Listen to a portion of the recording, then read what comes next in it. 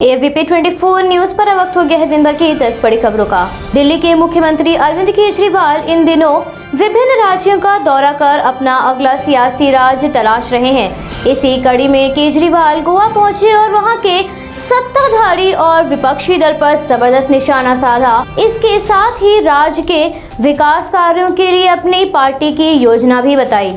केजरीवाल ने गोवा में अपनी पार्टी द्वारा राज्य के लिए बनाई गई योजनाएं भी बताई और कहा 5 साल के लिए बेहतर गोवा का एजेंडा उनके पास तैयार है। इस दौरान केजरीवाल ने प्रेस वार्ता में कहा वो गोवा के लोगों को बिजली की पहली गारंटी देने आए हैं और अब गोवा में लोगों को 300 यूनिट मुफ्त बिजली दी जाएगी। आगामी विधानसभा चुनाव में अगर आम आदमी पार्टी की सरकार सत्ता में आई तो गोवा में प्रत्येक परिवार को प्रति माह 300 यूनिट तक बिजली मुफ्त दी जाएगी। इसके साथ ही राज्य में पुराने सभी बिजली बिल भी माफ किए जाएंगे। पिछले विधानसभा चुनाव के बाद कांग्रेस छोड़कर भाजपा में शामिल होने वाले विधायकों पर भी निशाना साधते हुए केजरीवाल ने कहा जिन्हें विपक्ष में होना चाहिए था वे अब सत्ता में हैं और जिन्हें सत्ता में होना चाहिए था वे अब विपक्ष में हैं।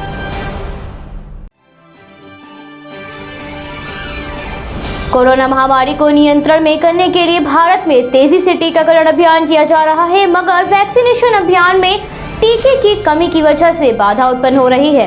टीके की कमी के कारण लोगों को वैक्सीनेशन केंद्रों से वापस जाना पड़ रहा है। वहीं वैक्सीन की किल्लत को देखते हुए विपक्षी दल इस मुद्दे को लेकर केंद्र सरकार पर हमलावर है।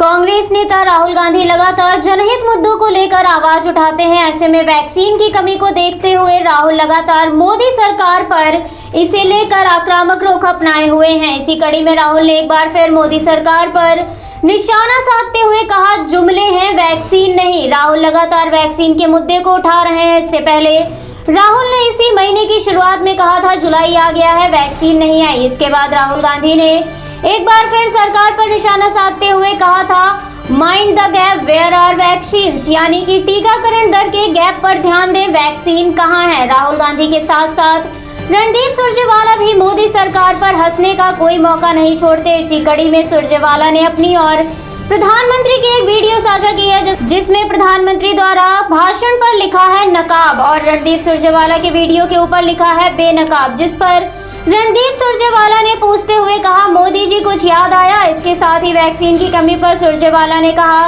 एक दिन रिकॉर्ड बना, खबर बनवा कर काम खत्म। आगे सुरजेवाला ने कहा महंगाई के अगर कोई जिम्मेदार है तो मोदी सरकार है। ये महंगाई सरकार की गलत और जन विरोधी नीतियों का परिणाम है, इसलिए कांग्रेस पार्टी की ओर से 3 मांगे हैं। इसके साथ ही सुरजेवाला ने अपना एक वीडियो भी साझा किया।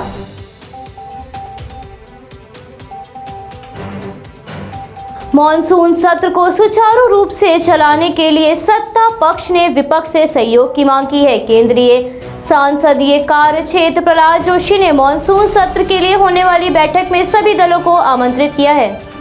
गौरतलब है इस बार देश में कई मुद्दे हैं जिन्हें लेकर मॉनसून सत्र के हंगामेदार रहने की संभावना है। इस समय देश में महामारी से लेकर उसके लिए चल रहे टीकाकरण, आसमान छूती महंगाई और राफेल घोटाले जैसे तमाम मुद्दों को लेकर विपक्ष सरकार को घेरने की योजना बना रहा है। प्राप्त जानकारी के अनुसार संसद के मानसून सत्र में सरकार 30 बिल लेकर आएगी। वहीं दूसरी ओर भाजपा सांसद जनसंख्या नियंत्रण और समान आचार संहिता पर भी प्राइवेट मेंबर बिल पेश करने वाली है। इसे लेकर भी विरोध की आशंकाएं हैं। लोकसभा अध्यक्ष ओम बिरला ने संसद की तैयारियों का जायजा लेकर ये सुनिश्चित किया है कि संसद सत्र के दौरान कोरोना प्रोटोकॉल का पूरी तरह से पालन हो।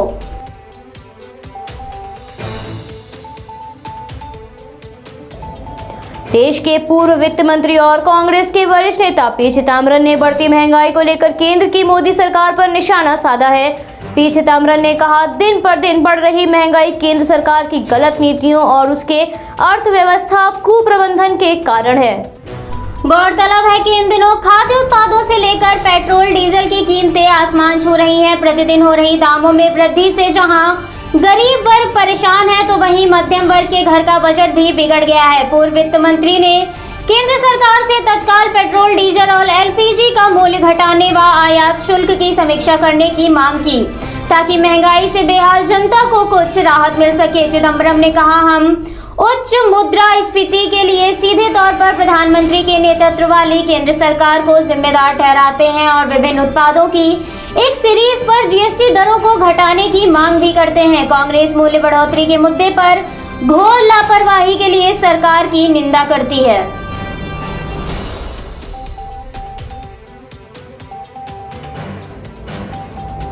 कोरोना काल के चलते लंबे समय से बंद पड़े बाजारों को अब मामलों में कमी के चलते खोला जा रहा है, मगर लोगों द्वारा भारी लापरवाही बरती जा रही है। बाजारों में नियमों का जमकर उल्लंघन किया जा रहा है, जिसके बाद दिल्ली के 3 बाजारों को बंद कर दिया गया है।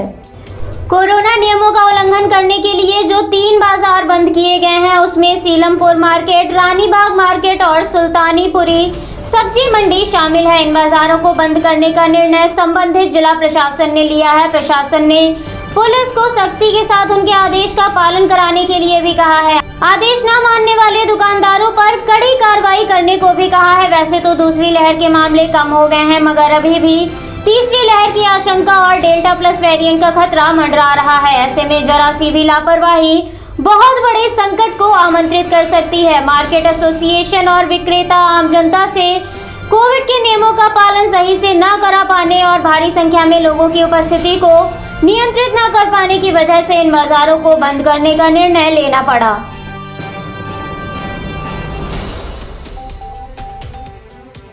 भारत में इन दिनों मानसून के आगमन से मौसम में भारी बदलाव देखा जा रहा है। वहीं उत्तर प्रदेश, दिल्ली, पंजाब, हरियाणा और राजस्थान समेत देश के कई हिस्सों में मानसून का इंतजार आखिरकार खत्म हो गया है और भारी बारिश के बाद इन राज्यों में तापमान में गिरावट देखी जा रही है। तो वहीं भारी बारिश के कारण जल भराव की समस्या भी उत्पन्न हो रही है। 13 जुलाई से दक्षिण पश्चिम में मानसून का आगमन हो गया है। वैसे तो मानसून को पूरे देश में 8 जुलाई तक पहुंच जाना था, मगर इसने 5 दिन और वक्त ले लिया। अब भारतीय मौसम विज्ञान विभाग के अनुसार दिल्ली को छोड़ते हुए मानसून राजस्थान के श्रीगंगानगर और जैसलमेर जैसे शहरों की ओर बढ़ गया था। पिछले 4 दिनों से यूपी के बचे हुए हिस्सों पंजाब, हरियाणा और राजस्थान में भी बारिश हुई। इस तरह से दक्षिण पश्चिम मानसून अब पूरे देश में सक्रिय हो गया है। इसके चलते इस पूरे हफ्ते देश में सभी जगह बारिश होने के आसार हैं।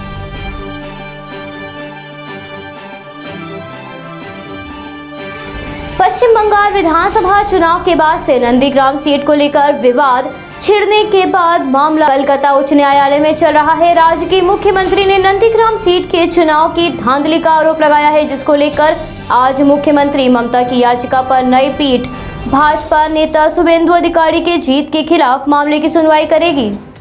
न्यायमूर्ति कौशिक चंद्रा के ममता की चुनावी याचिका पर सुनवाई से अलग होने के बाद इस मामले को कार्यवाहक मुख्य न्यायाधीश राजेश बिंदल ने न्यायमूर्ति शंपा सरका की पीठ को सौंप दिया गया है। शुभेंदु अधिकारी ने विधानसभा चुनाव में नंदीग्राम निर्वाचन क्षेत्र से ममता बनर्जी को 1956 मतों से हराया था, लेकिन ममता इस हार को स्वीकार करने को तैयार नहीं है। न्यायमूर्ति कौशिक चंद्रा ने ममता द्वारा उन पर लगाए गए बीजेपी के साथ होने के आरोप गलत साबित करते हुए ममता पर 5 लाख रुपए का जुर्माना लगाया था और फिर इस मामले में सुनवाई से 7 जुलाई को खुद को अलग कर लिया था। बनर्जी के वकील ने उच्च न्यायालय के कार्यवाहक मुख्य न्यायाधीश को पत्र लिखकर उनकी चुनाव याचिका किसी दूसरी पीठ को सौंपने का अनुरोध किया था।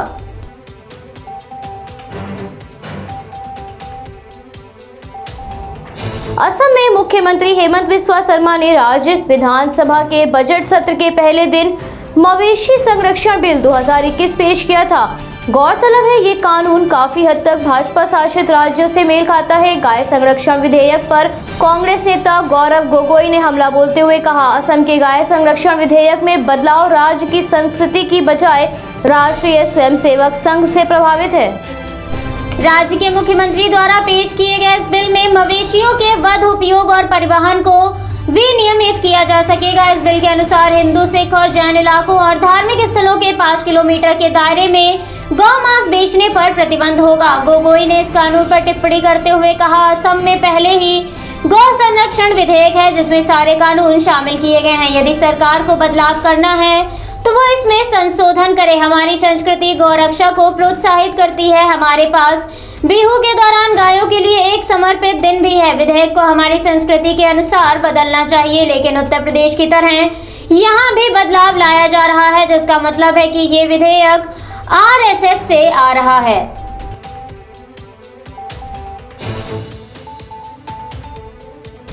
कोरोना की तीसरी लहर की आशंका के खतरे के मद्देनजर रखते हुए कई राज्यों ने कांवड़ यात्रा पर रोक लगा दी है, मगर अभी कुछ राज्यों ने कांवड़ यात्रा को अनुमति प्रदान की हुई है। अनुमति देने वाले राज्यों की सूची में उत्तर प्रदेश सरकार भी शामिल है। गौरतलब है, उत्तर प्रदेश सरकार के इस फैसले पर सुप्रीम कोर्ट ने नाराजगी जाहिर की है।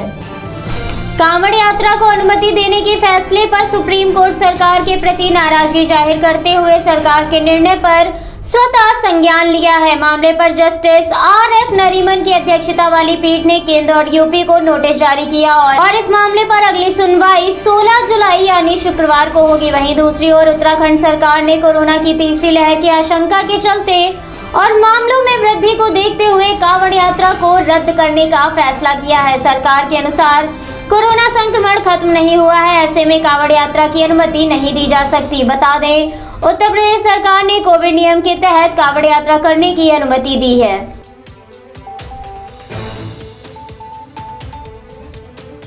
कोविड-19 महामारी के आंकड़ों में लगातार गिरावट दर्ज की जा रही है। हालातों में लगातार सुधार होने के बाद पाबंदियों का सिलसिला भी कम हो रहा है। केंद्रीय स्वास्थ्य मंत्रालय से प्राप्त जानकारी के अनुसार पिछले 24 घंटों में कोविड-19 38,792 मामले सामने आए। रिकवरी दर में भी लगातार वृद्धि हो रही है। पिछले 24 घंटों में इस महामारी को मात देने वालों की संख्या 41,000 है। इसके साथ ही इस महामारी से पिछले 24 घंटे में 624 लोगों ने अपनी जान गंवाई है। अब तक इस महामारी से ग्रस्त होने वाले लोगों की संख्या 3,09,46,074 है। इस महामारी से अब तक रिकवर होने वाले लोगों की संख्या 3,01,04,720 हो गई है। इस समय भारत में सक्रिय मामलों की संख्या 4,29,946 है। भारत में दुनिया का सबसे बड़ा टीकाकरण अभियान चलाया जा रहा है। इस अभियान के तहत अब तक 38,76,97,935 लोगों को टीका लगाया जा चुका है, जिसमें पिछले 24 घंटे में